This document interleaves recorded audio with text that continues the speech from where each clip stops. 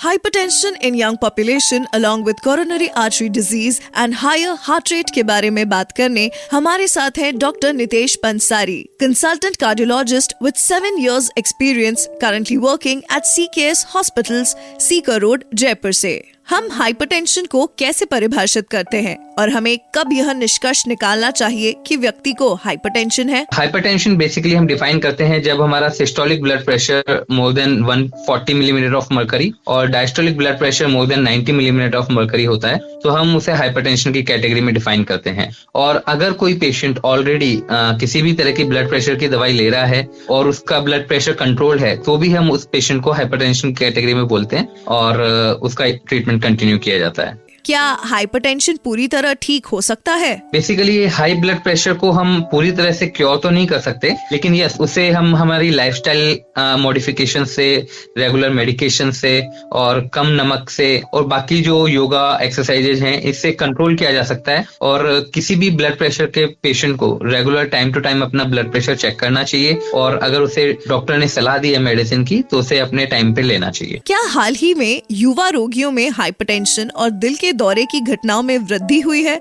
यदि हाँ, तो इसका कारण क्या हो सकता है? बेसिकली आम जन में ये विश्वास है कि हार्ट की बीमारियां यूजुअली 50 इयर्स मेल्स में और 65 इयर्स और 60 इयर्स के बाद फीमेल्स में होती हैं। बट आजकल क्योंकि सेडेंटरी लाइफस्टाइल की वजह से, बहुत सारी कोमॉर्बिडिटी की वजह से, ये जो रिस्क एज क्राइटेरिया है वो कहीं भी सूटेबल नहीं है। आजकल हम देख रहे हैं कि 30 इयर्स 40 इयर्स में भी बहुत सारे हार्ट अटैक के पेशेंट हमारे पास आ रहे हैं। तो यस, डेफिनेटली हाइपरटेंशन की और हार्ट अटैक्स की जो रेट है उसमें इंक्रीज हुआ है और इसके लिए हमें हमारी लाइफस्टाइल को एक्टिव रखना है, रेगुलर बेसिस पे अपने मेडिकल चेकअप्स कराने हैं और अगर कोई भी सिम्टम्स हो तो उसका तुरंत प्रभाव से इलाज करवाना है। Public awareness initiative by Glenmark pharmaceuticals.